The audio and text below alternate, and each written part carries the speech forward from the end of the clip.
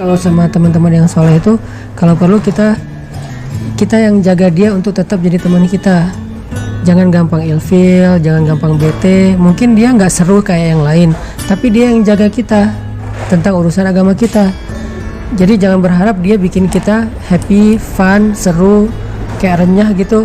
Kita udah punya banyak stok geng yang kayak gitu. Sekarang kita butuh seseorang yang bisa jaga kita, yang dia berteman dengan kita mungkin.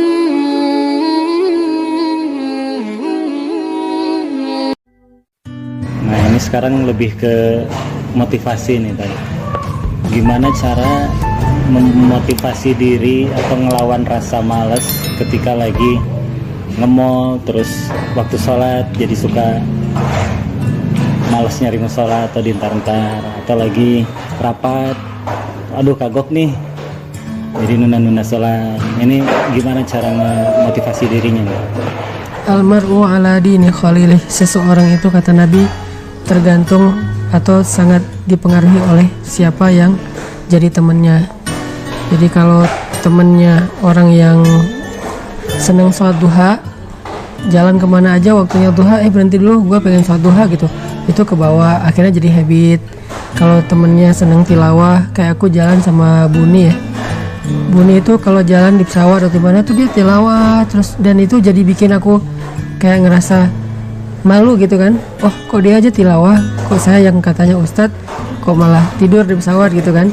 Akhirnya ya tidur. Minimal muncul rasa malu dulu, terus besok-besok kayak diperbaiki pelan-pelan gitu. Dan itu memang benar sih kata Nabi, kita tuh gampang dipengaruhi, terutama oleh orang-orang yang kita kagumi, orang-orang yang mungkin kita masih respect sama dia, atau orang yang kita dekat sama dia, itu kita bisa dipengaruhi. Kayak selera makan aja bisa dipengaruhi loh. Dulu pas aku awal-awal ke Bandung, aku nggak suka makan makanan yang ada lalap-lalapnya kayak sayur-sayuran gitu, karena orang Aceh kan makannya santan, daging gitu kan. Makan sayur mentah tuh jarang.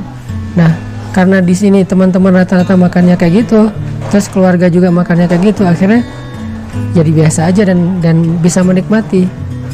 Terus dulu mungkin senangnya yang santan-santan, sekarang malah nggak senang lagi yang santan-santan. Dulu senangnya yang aromanya rempah, sekarang malah kayak gitu-gitu udah jadi aduh enak ya gitu. Ini kan selera ini relatif ya, tergantung lingkungan. Nah dalam masalah makan bisa kayak gitu, termasuk dalam masalah amal soleh.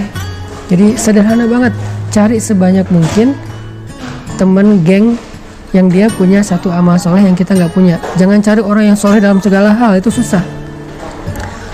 Dia hafiz, dia ulama, dia mujahid, dia orang yang dermawan, dia apa.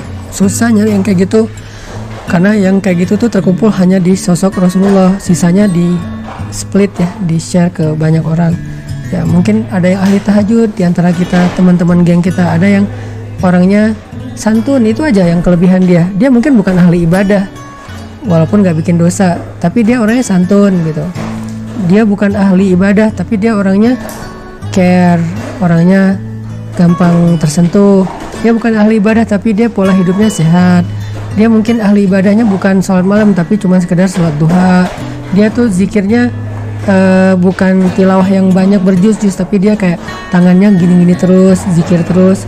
Nah orang-orang kayak gini kalau banyak yang jadi geng kita sedikit demi sedikit akan terpengaruhi oleh pola hidup mereka, dan itu akan membentuk habit. Kalau udah jadi habit kan ya nggak jadi paksaan lagi ya, dan nggak perlu diniatin serius-serius amat.